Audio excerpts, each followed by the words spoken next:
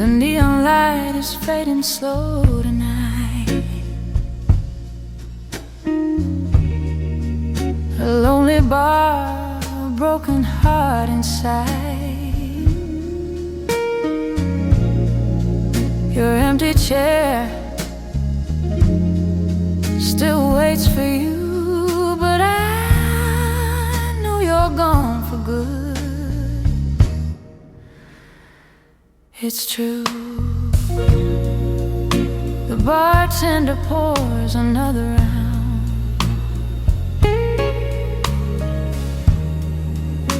But silence is the loudest sound. Your memory walks across the floor like footsteps knocking at my door.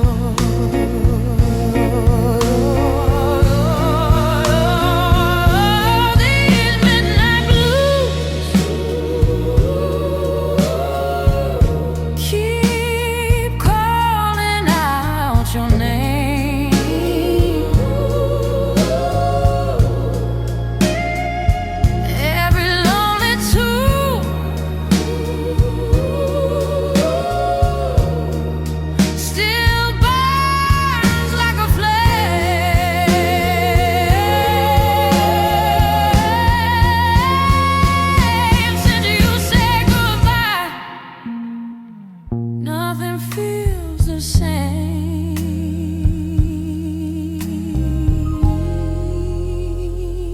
Now these midnight blues are the only love that remains.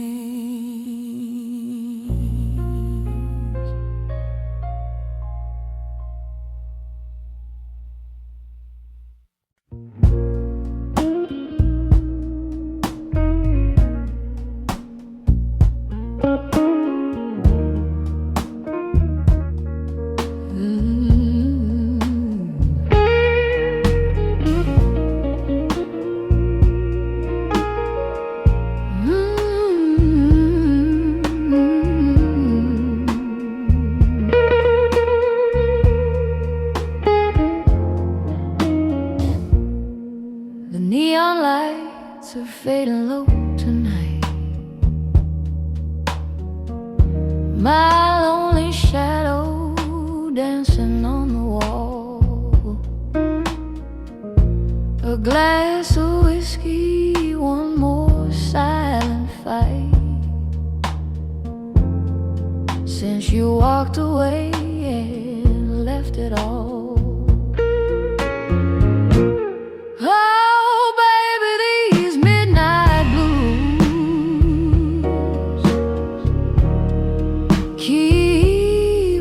Your name, my heart still burning slow,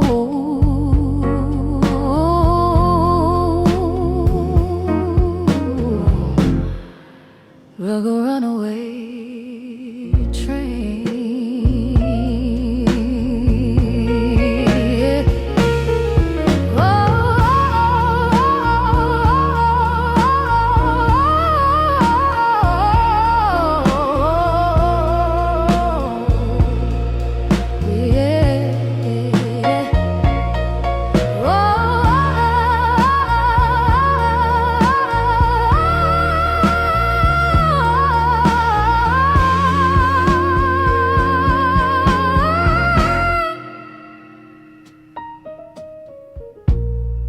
The piano cries in every broken note,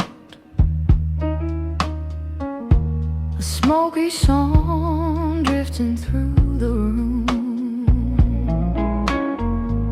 Your memory wrapped around my coat,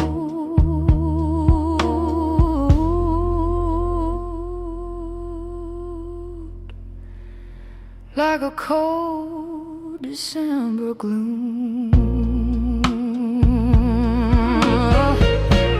Oh, baby, these midnight blues still calling out for you.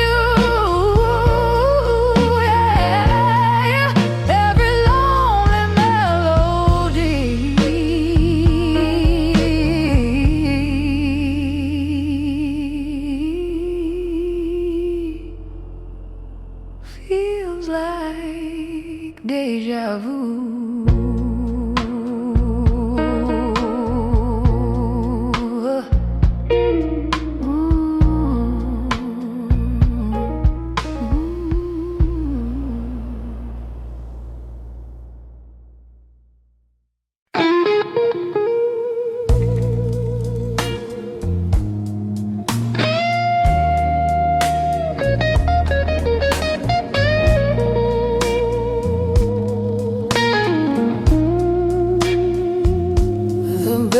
Rolls low across the floor, like the love we had before. Every step I take tonight echoes in the neon light. Your memories, a rhythm slow, playing where I go. Oh baby, hear that low bass cry beating through my chest. Every note reminds me you were my best. Now the night keeps spinning like an old blues tune, and my heart keeps falling into your bassy moon.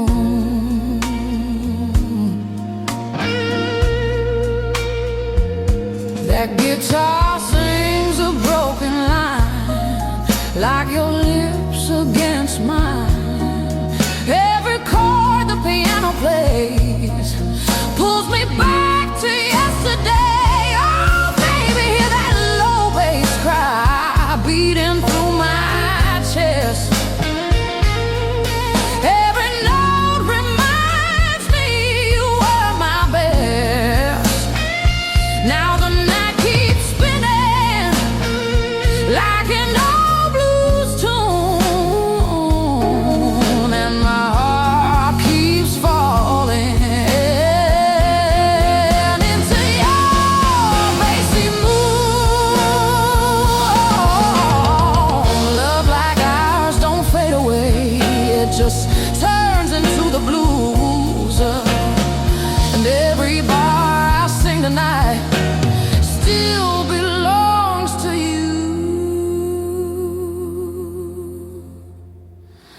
So let that bass keep rolling slow through the midnight air, 'cause every lonely blues I sing still finds you there.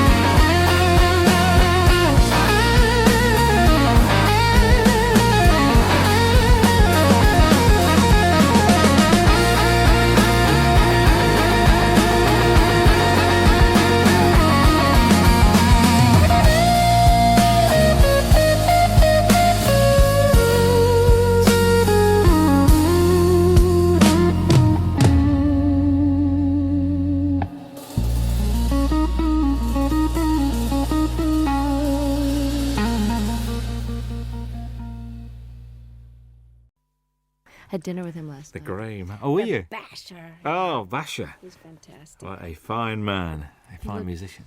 They've got a picture of him on the wall of this VH1 studio in Camden Road where we were, and he looked like a lemur, like, because he's just had really light blue eyes, and just the photograph looked like he was holding a guitar, and he just looked like one of those exotic Madagascar lemurs that only come out at night. It was just great. I used to run a little venue in the north of England, which was an old wooden pavilion that was been knocked down now, and we booked this band one night, and they pulled. So the agent said, "Well, I've got this other band called Brinsley Swartz. Do you want them to come?" Yeah. So we said, "Okay." So they turned up, and it was just brilliant. They went down a storm, and it was a really, really good gig. It was just amazing. Very, very good. Are we rolling? He's okay. one of a kind, really. one of those people that you're just so glad he's around. Paul Carrick as well. Great guy. Well, Bonnie. We're still here with our same jobs. I knew you were going to say It's a miracle, isn't it? A live album. And about time too. Tell me about it. Yeah. Not from lack of wanting. Really? So why now? A couple of reasons. I've been being besieged by people over the years that say, your live shows really capture you, and if only you could get one out, you'd really come across. And I was all ready to do one because of, Little Feat years ago had that great Waiting for Columbus album, and it really broke through and captured them in a way that the studio ones, although those were great too. And I just have been waiting and waiting. But the situation with Warner Brothers, where I was for the first 9 albums up until 82, I was with Warner's, and I wanted to do the live record after my 8th record, and it just they didn't really feel, and neither did I, that the promotion for it went well, to put it mild. I'm trying to be polite. And radio really stopped playing any kind of progressive format, so I was basically shunted off into the hinterlands of fringe music. And even though I was selling well in my concerts and my core audience bought my albums, it wasn't the right label situation to put out a live record, because they didn't care enough, frankly. So it took me a while of waiting to get on a new label, and then God knows, after the Grammys hit, things have been really great with EMI Capitol, and I wanted 3 studio records under my belt to draw from great songs that people would be familiar with. And I've been basically planning to have this lineup of guests for a long time now, and finally I've got the great band that can play the songs as well as the ones that play in the studio, because most of them are the ones that are on the records. Indeed. I can't believe that these friends just happened to be around. There must have been a lot of phone calls going out to get all these guests on this album. Well, you've got to plan, because people's schedules are way in advance. I mean, I know what I'm going to be doing 5 years from now almost. So everyone's booked, and everybody's got their own album schedules. And Jackson said, I'm going to be recording, but it's if you can film and record in California, I bet you I can fly up for the day. Hornsby had already made room in his schedule for me. And this was planned in March in order to secure the mobile truck. The concert venues go on sale, at least a couple of months before. And, of course, the film crew, we had 9 35-millimeter camera, film for 2 days. So, that's almost $1 million type of proposition just for the film alone to film the 2 nights. And so, yes, it had to be way planned and approved and paid for in advance. But I must admit, the sound of the album is one of the best live recordings I've ever heard. Oh, fantastic. And I'll tell our engineer that, because he worked his you-know-what off trying to make it. Because I'm not a big connoisseur of live albums. I mean, I listen to James Taylor's and Peter Gabriel's, and of course, Little Feats I play a lot, and I have some live Westwood One radio programs that I've listened to and gotten copies of live performances where I've missed someone's tour. But I really wasn't an audiophile enough to know that it turns out, I found out from doing interviews, that most live albums get listened to once and put on the shelf. So Ed said, he really wanted to go for, making this the best live-sounding record he's ever heard. And he studied a lot of them about how much echo in the room echo to leave in, and how much clapping between songs, and how much talking. Where there was a lot of deliberation that went in. And, of course, each song is from sometimes a totally different night in a totally different hall. So there's a lot of post-production work that went into this. And it works so well. A couple of things. Vince Gill has described you as the wildest lady he knows. All right, Vince. What do you think about that? I think he's the guy all of us would love to get wild with, actually. He's the nicest star. Well, actually, Brian and Bruce and Jackson, my special guests, are pretty nice, too, in the unneurotic field. You know what I'm saying? Like people that are just folks when you meet them. I don't know if that was your impression, but I know that Vince and I, over the years, I mean, when he was in Pure Prairie League and I was still on Warner's, we ran into each other, and we actually did a duet together when he was first a solo act. We did a song called Let's Do Something Even If It's Wrong. And he and I were both kind of wild. I don't mean that in a biblical sense. I just mean, wild rockers. We didn't get into this line of work because we like to go to bed at 9 o'clock. Well, you don't start till late anyway, do you? It's not late. You know what? I get up early when I'm off the road. I like the daytime hours because if you're not up partying at night, there's really no reason to be up past midnight unless you just get into one of those great moments when you can write and you're reflective and everybody else is asleep. But I've started to really like the early morning dawn hours. In London, when there's nobody else around, it's very good. I was in New York last year, and we drove out of the city to. We just drove out for about an hour at about 6, 7 o'clock on a Sunday morning. Nothing in New York. Very strange feeling. I very, bet it was very bizarre. strange. I bet. Very, very weird. Do you think in marriage has given you a different outlook on life? Have you calmed down or not? Or do Michael and you have a sort of a thing, you know? I don't think marriage has much to do with the calming down. I think just getting older, from your 20s to your 30s, there's a certain calming down. And I don't know about your life, but most of the rockers I know, and by rockers I mean not such as a musical categorization as in party as much as you want and can get away with kind of a thing. You know, like I would never jeopardize my job or walk around stumbling. And, you know, I never was one of those kind of visibly out of it kind of a person where people would comment on it. It was more like a private thing after the show. But lifestyle changes in your 30s are necessary if you want to keep your wits, your memory, your looks, and your health, not to mention the most important, which is your music.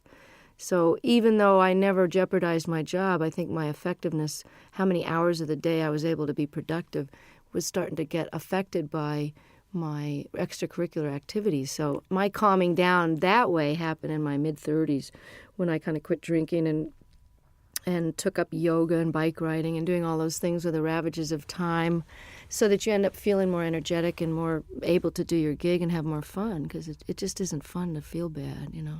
I mean, I know some people make a career out of it, but the feeling bad is for the young. And marriage has just been, it's a challenge, and it's very adventurous, and it's exciting to know that somebody's not going anywhere when you have a big row. But it's also comforting to know that there's a level of commitment that makes the rough times more doable, and that makes the sweet times very, very deep. And, you know, the learning about each other and learning about yourself. Stuff comes up in marriage that didn't come up when you're living together with other, you know, I didn't live with Michael until we got married. And you repeat patterns in your parents' marriage, whether you wanted to or not. And I found that to be a very big surprise because it didn't happen before until you get married. I think you hear those words coming out of your mouth and you go, there she is. There's that mom thing again. Bruce Hornsby appears on there. 2 very different songs on this album. Very much Thing Called Love and I Can't Make You Love Me. He's not only a great musician, but a really nice guy. And these 2 songs not only show the diversity of your talents, but also his as well. Was that why you asked him to play on those 2 songs? You know, it was one of those things where on the tour we did together last year, we did a 4-month double bill of the Outdoor Sheds when my new album was out. And it's quite obvious that I just think the world of him. I mean, and he made such a difference on I Can't Make You Love Me. And then he invited me to play on and sing on his last record before this current one. Then we did the tour together, and as an encore, he came out and played the accordion, and he's a great practical joker, so it was a way to keep him off the monitor man's back, where he would probably have given me nothing but hi-hat and the monitors and messed with my sound on stage. So I kept him out of trouble by having him on stage, and, you know, he's my favorite singer and writer, I think. It's just, you know, Prine and Jackson Browne and him, that's it, and Paul Brady. I Can't Make You Love Me, I can't even imagine recording live without him on it. So he was very gracious, and I just got to participate in his PBS special and got to play with Pat Metheny, the 3 of us on stage alone, singing The Tide Will Rise. And it was just absolutely a highlight of, you know, my respect for those men is just unbounded. And his musicianship is far surpassing anybody in the pop world that I know. You know, he's really as nice a person as he is a genius, too. Whenever I bump into him, it's like, you know, and it's like he sits down and he talks and he takes time. Mm-hmm. It's never, so I've got to rush now. He's just one of those guys. And I thought his current album was very, very good. I do, too. I mean, he's really a jewel, you know, and such a normal guy, just like Don was. And it's interesting because I've gotten to know Brian the last few days more because we've been hanging out at the Top of the Pops. And he also is totally without any kind of ego attitude. And he's not neurotic and paranoid or any of those stuck-up things that people get when they get to be a big shot. And I'm so lucky to have these guys as models because they've been famous longer than me. Hornsby came out of the box with big hits, and he's just nonplussed, totally regular guy. That's why you get on so well, because you're the same. You've got the same attitude, and that's why, and it shows. I reckon this record's great to listen to when driving. I mean, I've been driving around listening to this. I think it's brilliant. God, I'm so glad. It's so new that I haven't had reviews yet. So this is it. Give it to a friend. Go and drive around, listen to it, and it's great. A song on it, Shake a Little.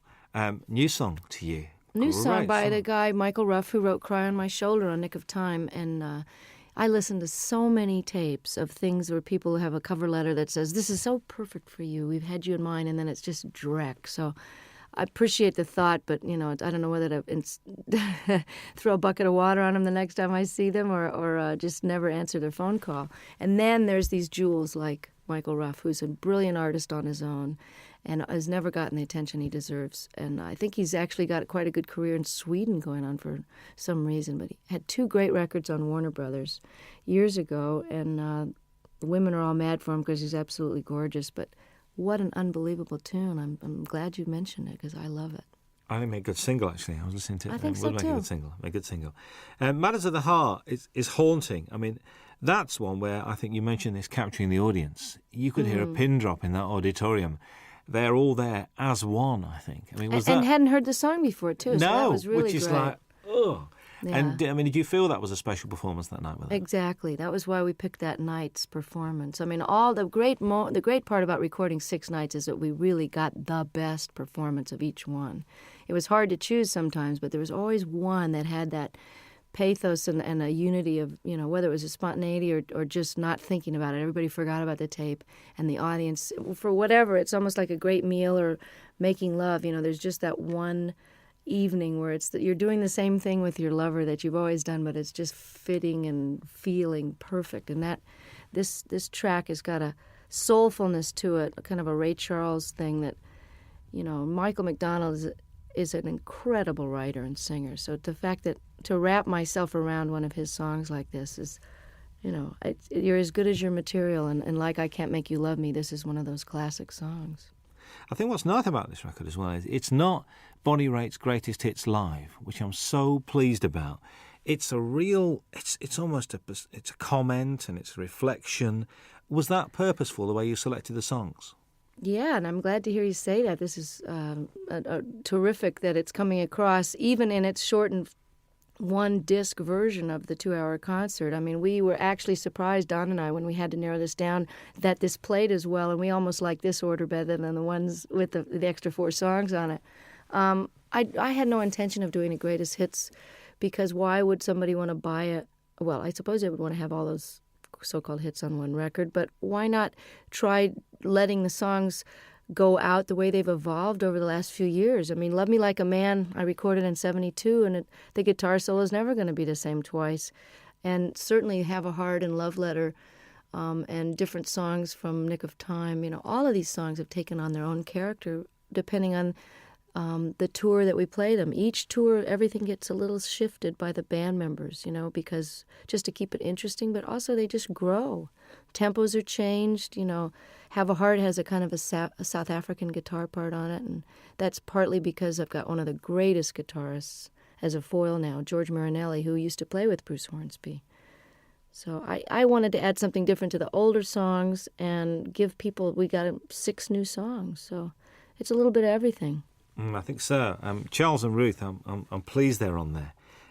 I get the impression the way you work together, there's a real mutual respect amongst the 3 of you guys. Oh, total. And I mean, of all the people that are on a stage at once, everybody has admiration so deep that, I hope it comes through, and I'm glad to hear you say that it can be felt, because Ruth Brown single-handedly was such an influence on Etta James and Aretha Franklin and all the people that I grew up listening to when I was old enough to read about their influences. They were the ones that mentioned Ruth, because I, of course, was only, 1 year old when her first record came out. But she's built Atlantic Records with her singles in the late 40s and 50s, as did Charles Brown, who's no relation, by the way.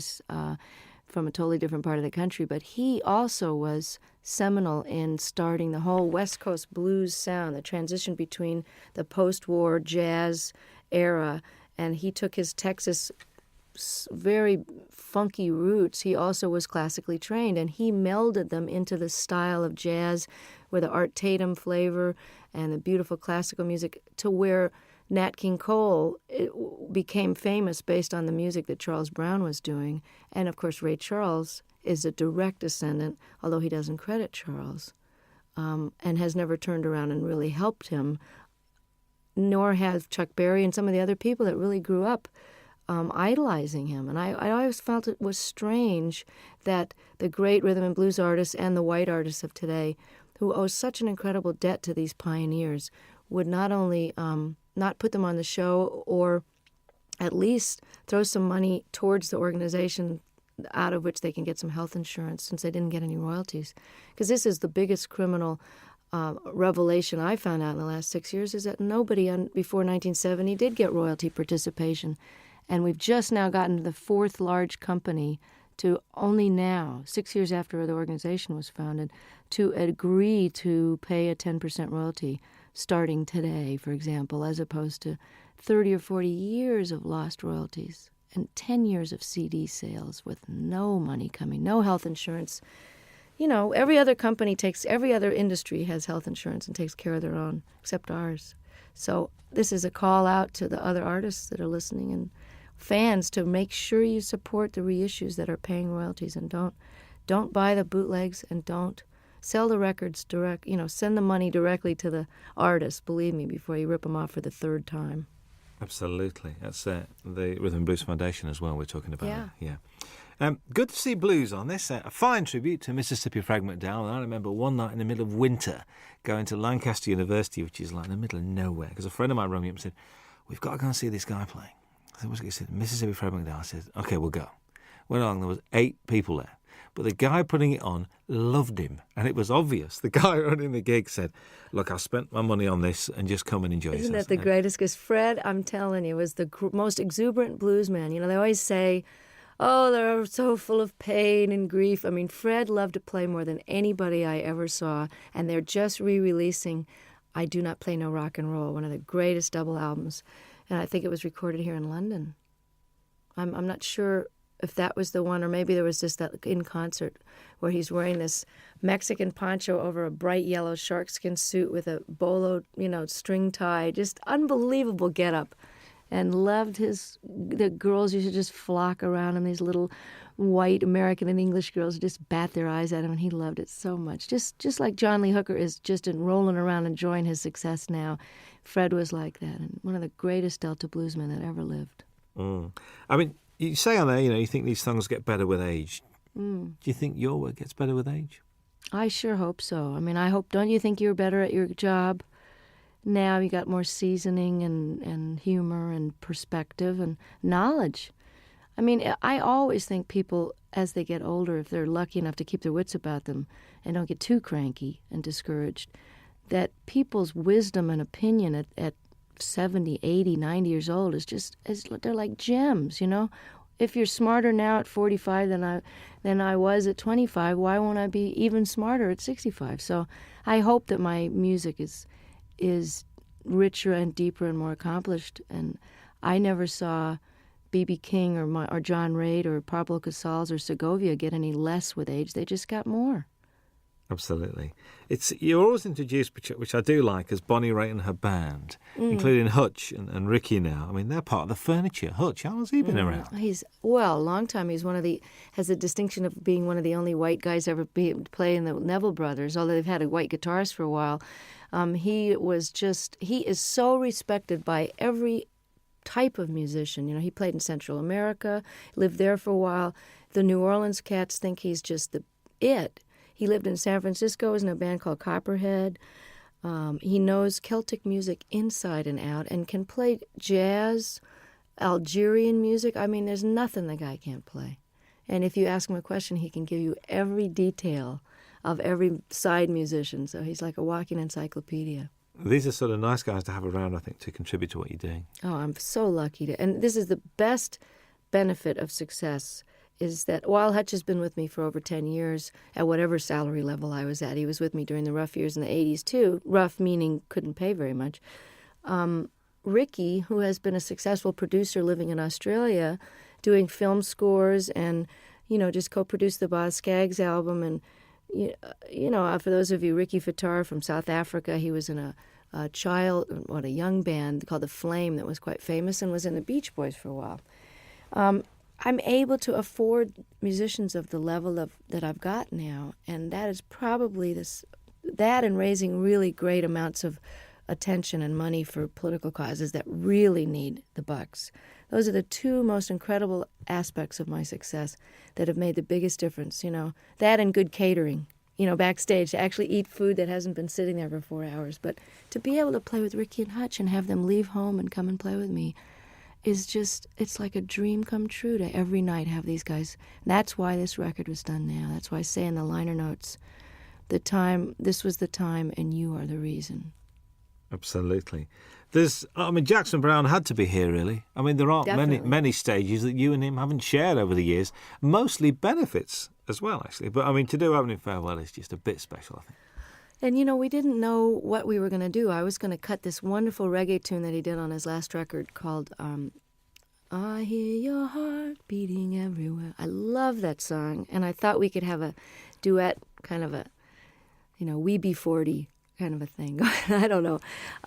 And we tried it in my key, and it just didn't sound as good as his. So I said, well, maybe we should send the band off to the wings and just sit here and play Opening Farewell. And it was just done. He came and never had a chance to rehearse it. He never had sung it in that key, never sung a harmony part. And all of a sudden, we're filming and recording it for the history, and he was really a champ. I can barely look at him because I love him so much, and he's so gorgeous and never changes. But yeah, I said that he had to be on the live record because he knows too much about me, and I'm afraid he's going to talk. He knows where the body's buried. Well, I know where his skeletons are buried too. There's an argument that drink and drugs have added to some of the finest music and literature, and also that all the great artists have got to be a shade crazy. Eccentric, crazy, call it what you will. What do you think about that? Totally agree. It's true that some of the greatest works of literature that are currently recognized and studied by even the religious right as great works of art. Hemingway, all the great works of the 20th century, certainly that whole revolution in the 20s, people were faced. I don't know what the expression is over here, but pissed or whatever. There are a lot of that whining and writing about your mother and tortured. A lot of that stuff, when you know about addiction, you know where that mentality is coming from. Well, that's what makes great artists torture. And artists torture themselves. And the myth is that you can't be, quote, funky or as deep or as soulful or as funny if you're not sort of loaded or hungover, is blown by the fact that John Hyatt and Stevie Ray Vaughan and some of the greatest artists of our time are still kicking, sober. So, and I'm here to tell you from that song that's on this record, and I don't know if it made this cut. Did Feeling of Falling get? I think that's the one we did leave on. I'm not. Yeah, because I want to let people know that just because you're straight doesn't mean you're not totally miserable and twisted sometimes, and it's out of that angst and misery and longing, which is just part of being alive, which you feel more acutely when you're not anesthetized, that some of the most powerful stuff has come out of my guitar, because it's excruciating to be awake. So it's just a different kind of art. If anybody thinks I'm not miserable, look again, and sometimes it's a lot easier to just toss a few back and forget about it, It's trying to be awake all the time that'll get you some good blues tunes. Most definitely. The whole tortured theory goes out the window there. And there's this song with Bryan Adams. What's the story behind this? Did you call him or did he call you? Or if someone was to say to me, okay, you got a new album coming up, and, you've been on the road with Longing in Their Hearts, and you have this ballad here, and you found this Michael Ruff song, but you know what I'm really missing as a rocker? I just wish somebody that I really love would call me up. And it was like the universe answered my prayer, and I get this phone call from Brian, who I haven't heard from for a few years, and he says, I wrote you this song with this woman, Gretchen Peterson. I hope you like it. It's on the way. I listened to it. It's like tailor-made, great lyrics, a tried and true topic, but done set in a very clever way. You know, you need a rock, not a Rolling Stone. Simple, straight-ahead rocker. And then on top of it, his album was postponed, so as we got closer to the live recording, I went, oh, you know, it would be really great, as if he could sing this with me. And he did. He said, I'm coming. I just can't believe it. It's like for all the blues people that I helped and all the obscure songwriters I've done songs and talked about over the years, you know, to have somebody like him who is really huge over here in Europe where I can't get arrested really. And, you know, for him, he'll be doing for me what I'm doing for Ruth and Charles. So without any compromise and just pure admiration and love and just love the guy's work so much, and I love him. And here I am getting to have this handed to me like Eric and Elton saying, hey, you want to be more known in Europe? We love you. Come on to the Wembley show. You know, that's the payback, is that it all goes around in a big circle, and then I get more well-known, and I can bring Charles Brown over to Europe. So that's the way it works, you know. Oh, that'd be very pleasant, actually. Very nice indeed.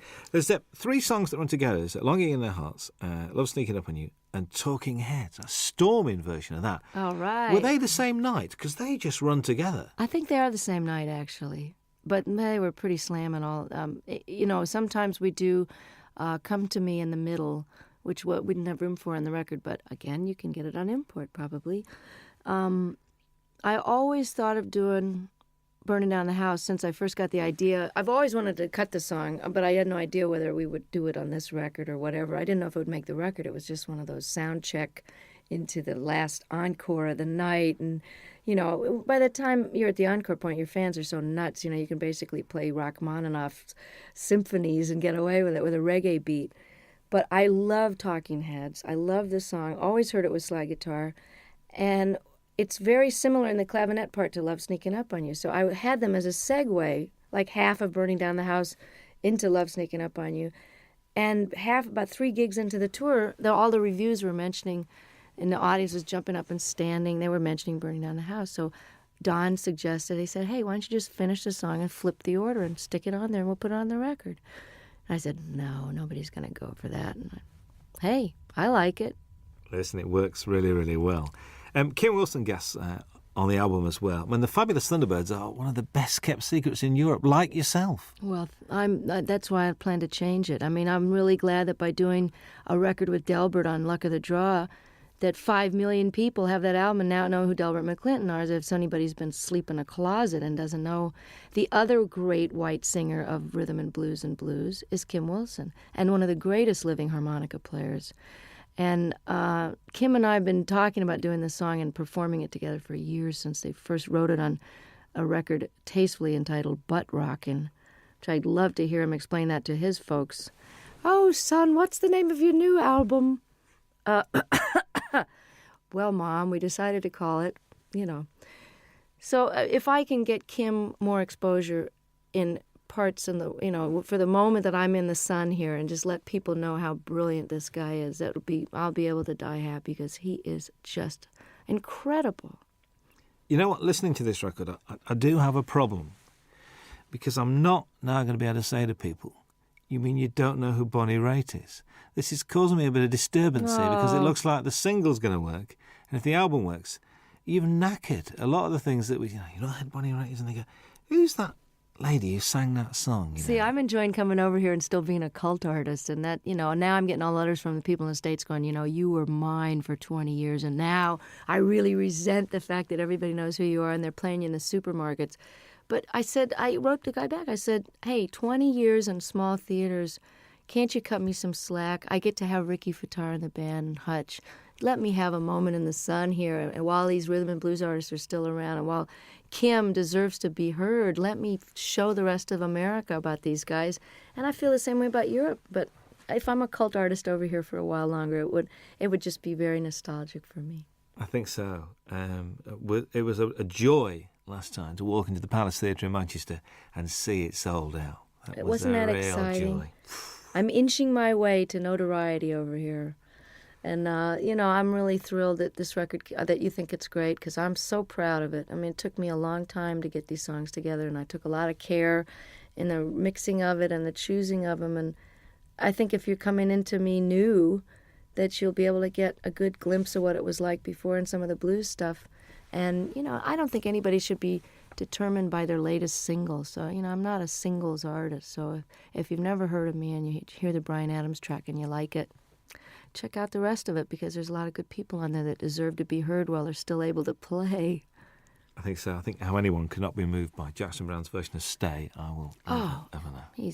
And I just sang on his new record. It's just fantastic. Oh, there's a bit of to and froing, because you're on John Hyatt's record as well. Yeah, I know. Well, that's how it works. We all love each other, and, I'm so thrilled that they want me to come and play and sing on their record.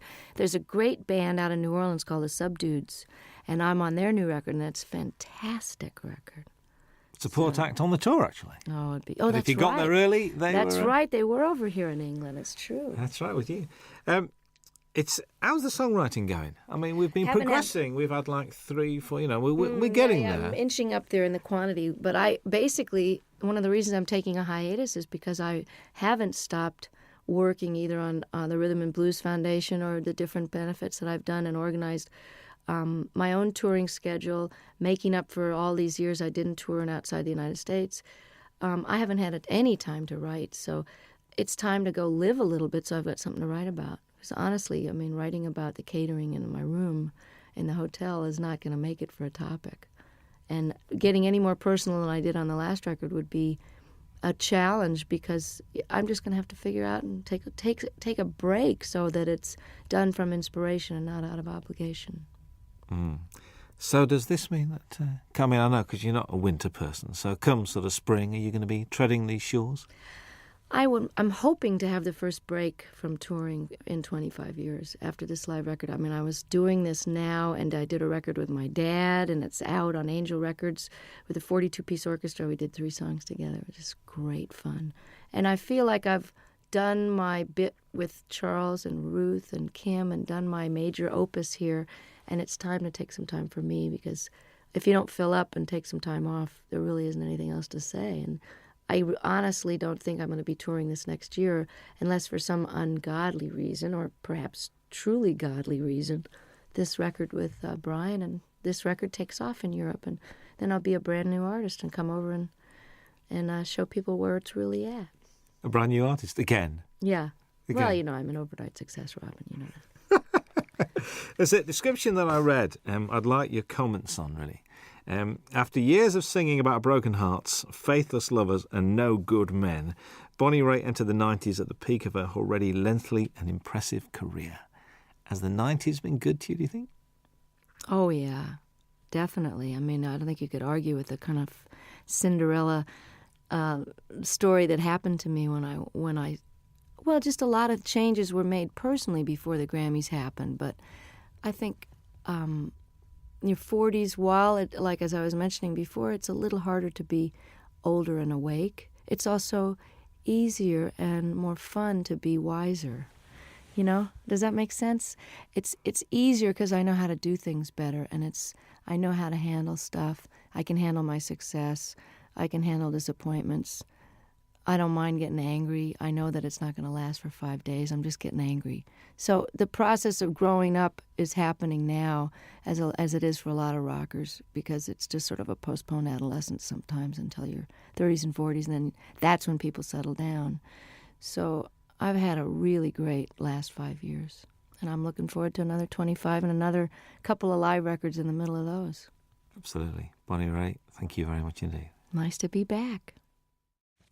Hi, this is Bonnie Raitt. Very happy to be with Robin Ross on your radio. I want to go to Scotland. If we send him a tape, right, he'll do a 2-hour special. Wow. He's like a big supporter, isn't he? These guys are just, Thank you, Dave. Thank you for the homeland, for the young girl who's found her way back to your shores any minute now. I'm threatening to show up for Hogmanay again. Again? Oh, well, tell people God. This time, will you? See, I'm the only one that remembered what happened those 3 days. The entire country was out of their minds. But the studio was. I'm coming back with a video camera because nobody in America believed it. They had some sort of sponsorship. They had little bottles of booze on the table, and there was like 65-year-old people just totally clapping and yahooing it up, which is a little glimpse of what like a Crosby, Stills and Nash audience is going to be like in 20 years. You know, will be a bunch of old geezers singing, you know, just a song before you go. But they'll still be all applauding. And Sheena will be singing Morning Train, and me and Brady will be out there on walkers singing Thing Called Love. Yeah, I found another Brady Buncher. Curtis Stigers is a Brady Buncher. Yes, he is. Curtis Stigers is a Brady Buncher. I found somebody else as well. You know, guess who cut Paradise Is Here? Cher. Heard it from Brady's lips today. I'm not kidding. That'd be great. Let's find it right now. Really? So that must be this new album because she's done the Mark Cohn Walking in Memphis. That's the single. So it'll be on the same album. Well, it's good. I'm glad that she's going to get them some wider attention, you know? Brady's record was great, wasn't it? Mr. Cummings won't know what's hitting. He won't know what to do. I know. He's great. I'll ring him up. I really wanted to do that song too, but Tina had already done it. I think that Cher track's coming out for Christmas as a Christmas single. Paradise Is Here? Well, that's good. I'm glad. I mean, I don't know who produced her, but I hope it's great. My engineer's producing Anne Murray's new record, which should be great. All right. Yeah, she's terrific. When I call you up. Remember when she did that? She would do an acoustic, would she? She should have done. She wouldn't do an acoustic for us. She's doing one now. Hello. I'll come in here and do one. Yeah. We had John Hyatt. John Hyatt did 2 songs. Did he? Yeah, John did 2 songs. Finn did 2 songs, did they not? Which is Neil and Tim Well, Finn. they just told me to come and talk. They did Weather With You, and they did Nobody asked me. We'll ask you. Anywhere, anytime. You know Hey, we you like know. it. You could play the national anthem and we'd listen to. You know that. So, I'd play your national anthem. It'd be interesting. Yeah. It'd be good. Be good. Be good. So you're going to Scotland on this break? You're going to try I want to. I was threatening to go to Ireland or Scotland over the weekend, but I'd like to come back when the days are longer, because it's too hard to come over here and have it get dark at 4. Yeah. Not if you're unless you. Especially over that You way. know what I mean? If your And you get nighttime over the hours West can be more Coast. productive, but I want to be able to see stuff. You know. Yeah. You were going to go around Ireland last time I spoke to you. You were going to I visit did Ireland. it once a long time ago, and I want to do it again. I may do it over the weekend. Just get down the country and see part of it. Well, I did get a whole week in did you? there. I did get a week in Scotland, a week in Ireland back in 91, right after the Grammys. Randy Newman's on Jules Holland on Tuesday night. You should get him in here. I'd love to. With Warner's, you see, Warner's a bit strange. So my best man when I got married is head of promotion at Warner's, and he won't let me do any interviews. He said, I leave it to the regional people. I said, but we're getting like 50 Randy's stations. great. I know. I mean, Faust is a great record. Lovely man. When's Bonnie Call Raitt on Peter later? Asher and tell him I told him that he should do it. Excuse Tell me? him who you talked to. Tell him all the people you talked to and how many stations We're you going to get. start. Yeah, well, Just call him we got you directly. on. Did we get 50 last time? Peter and Gordon. Tell him you're a Peter Gordon fan and call Peter Asher. Remember Peter and Gordon? I actually That's went Peter to see Asher. Peter. He's I said, Randy's- "No." he's Well, he used Randy's to manage manager. 10,000 Maniacs as well, didn't he? Yeah. He manages Little Feat. And now he's head of Sony, I think. That's right, I forgot. He got a new job. My former manager is head of Atlantic, then head of Warner's, now he's head of Mercury. Moving Hello. around. We're gonna fire you. Here's $30 million. Get out of here. Oh God. Now you can pay the musician. Here's another label. Oh, Could you sign that for me, please? Are you kidding? Thank you. I've got great. I've got a shiny one because you haven't got shiny pens, have you? Can I have that on tape, please? And you haven't got any Robin tape. Ross has a shiny one. You haven't Thank you. Could you sign it for me?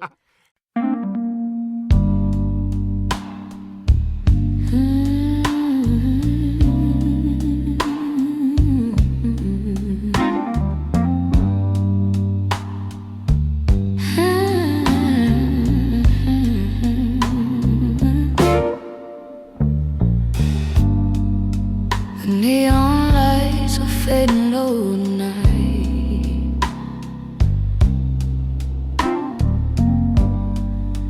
A lonely shadow dancing on the wall. A glass of whiskey, one more silent fight. Since you walked away and left it all. Oh baby, these midnight blues keep whispering your name. My heart still burning slow, like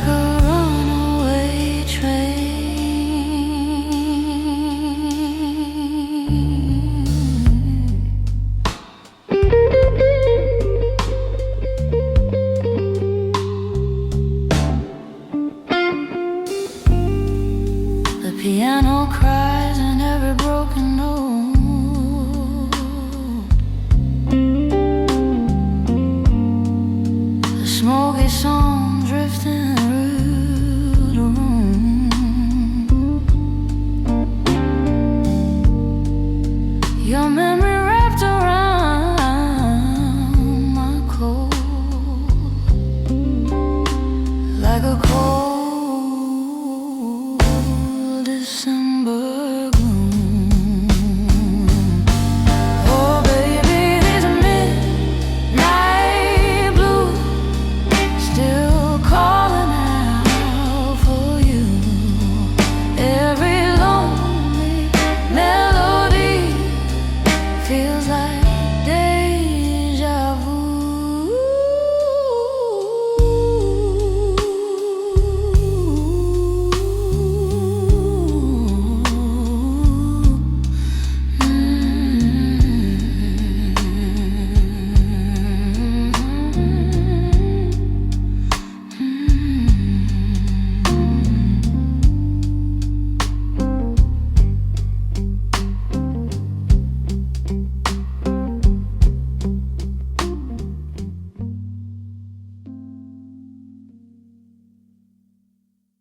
There ain't no use to sit and wonder why, babe, if you don't know by now. Ain't no use to sit and wonder why. It'll never do somehow. Oh, when your rooster crows out the break of dawn, look out your window and oh, I'll be gone. Oh, and you're the reason I'm traveling on. Don't think twice, it's alright. Ain't no use in turning on your light, babe. The light I never knowed. Oh, now it ain't no use in turning on your light. I'm on the dark side of the road. Oh, now I'm thinking and wondering, walking down the road. Oh, I once loved a man, a child, I am told. Oh, I gave him my heart, but he wanted my soul. Now don't think twice, it's alright. Ain't no use in calling out my name, boy, like you never done before. Oh, now it ain't no use in calling out my name now. I can't hear anymore. There was something you might do or say, oh, to try and make me change my mind and stay. Oh, but we never did too much talking anyway. Now don't think twice, it's alright.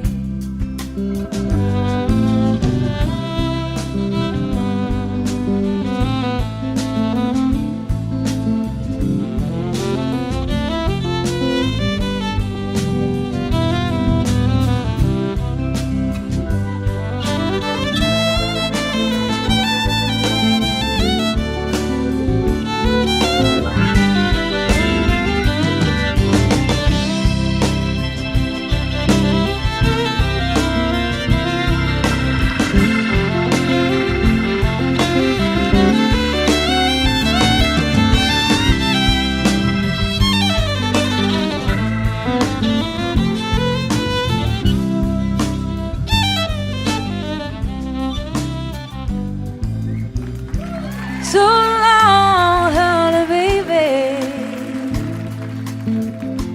Where I'm bound, I can't tell. Oh, my goodbye's too good a word now. So I'll just say farewell. And I ain't saying that you treated me unkind. Oh, you could have done better below. I shall adore mine. Oh, you just kind of wasted all my precious time. it's alright. Oh, you just kinda wasted all my precious time. Don't think twice, it's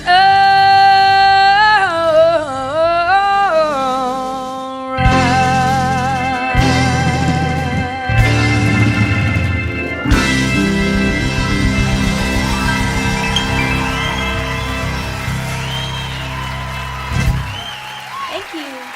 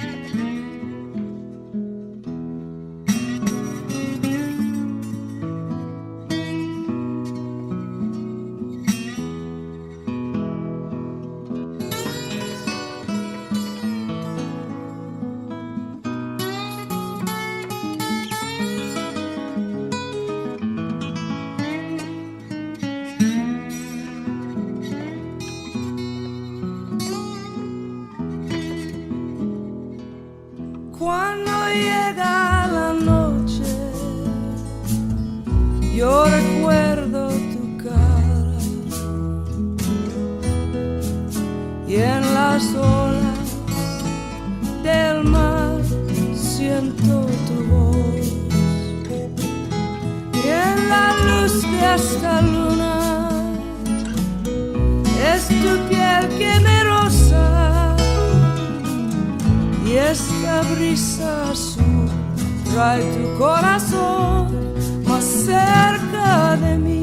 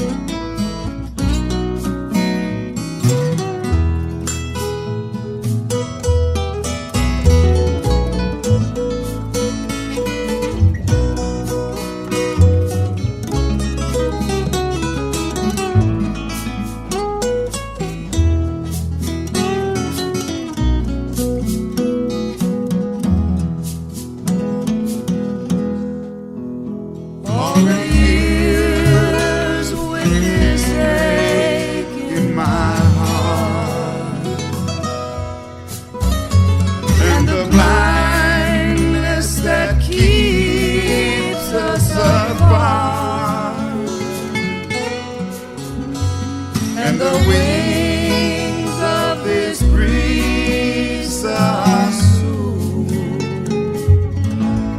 will sing me to you.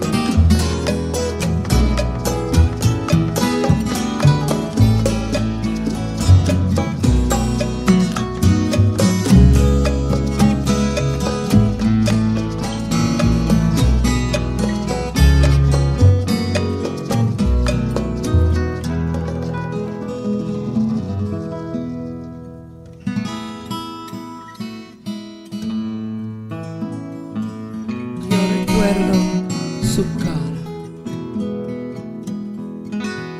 las olas del mar. Yo siento tu voz. Y la luz de esta luna es tu piel generosa. Y este brisa azul trae tu corazón más cerca de mí.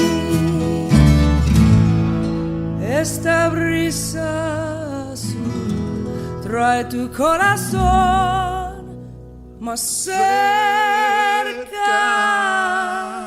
de mí.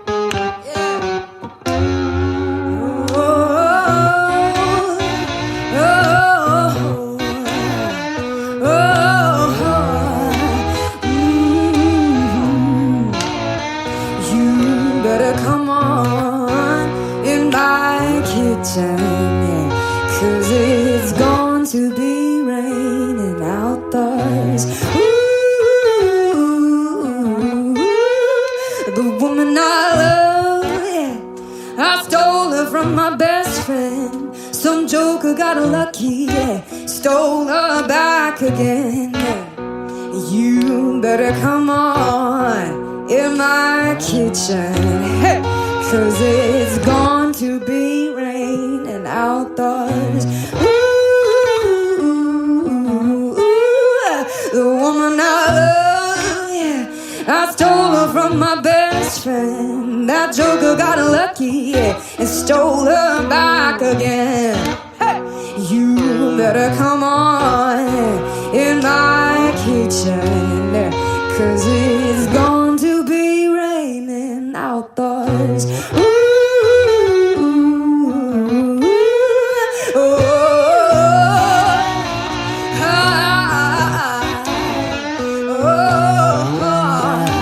hey, you better come on in my kitchen, 'cause it's going to be raining outdoors. Ooh.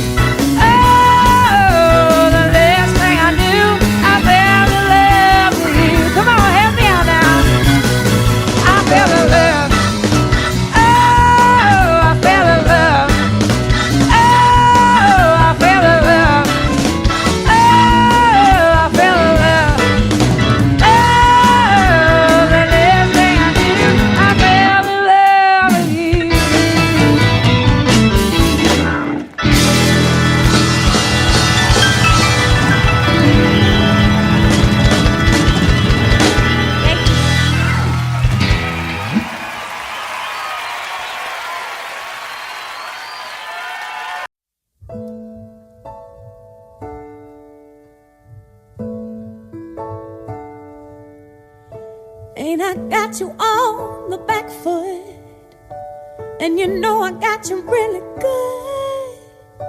And there's something deep inside of me I got to be. And if you find it hard to follow me, if I lose you in my jet stream, then you only got to raise your eyes and see me fly. Don't tell me that I won't, I can't. Don't tell me that I'm not, I am. Don't tell me that my master plan ain't coming through. Do you tell me that I won't, 'cause I will. Don't tell me how to feel, 'cause I feel. And yes, I know what's real and what I can do. Something that you won't see every day. A little girl who found her way through a world that's designed to break on love of your dreams. And if there's one thing I would say to you, is that there's nothing that you can't do. And yes, it's all about your attitude. Don't let them get to you. Do you tell me that I won't, I can't. Don't tell me that I'm not, I am. Don't tell me that my master plan ain't coming through. Now do you tell me that I won't, I will. Don't tell me how to think, 'cause I feel. And yes, I know what's real and what I can do. Ooh, yeah. Ooh, hey. Oh, do you tell me nothing? No.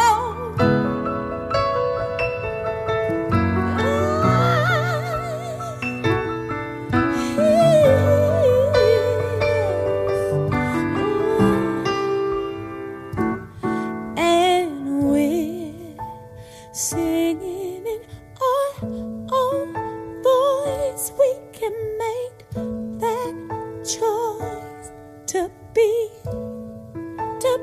free. Yes, we're singing in our own voice. We can make that choice and be free now, to be free now. Don't tell me that I won't, 'cause I can't. That I'm not, 'cause I am. That my master plan ain't coming on through. It's coming on through. Don't you tell me that I won't, 'cause I will.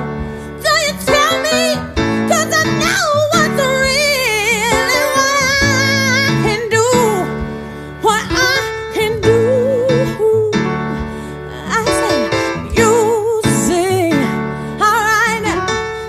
L-U-V. I love you. I'm nothing, yes I do. And there's nothing you can do here. Music. Ooh, L-U-V. I love